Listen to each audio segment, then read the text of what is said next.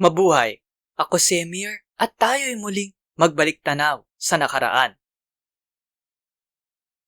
Parte ang video na ito ng aking mahabang bitinserye tungkol sa anti-terror law. Para panoorin ang buong video, pindutin ang link na nasa end screen o nasa description. Disclaimer lang po ha, babala. Para lang po magbigay impormasyon ang video na ito. Hindi po payong legal. Salamat po.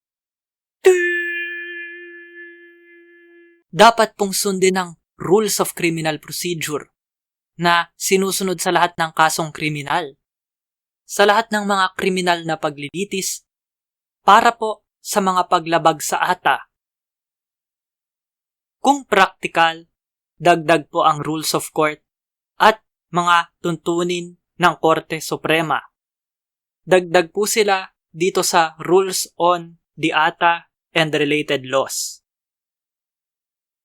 Basehan po para sa contempt ang anumang paglabag ng SC Rules o utos ng Korte. Yung SC Rules, itong Rules on the ATA and Related Laws.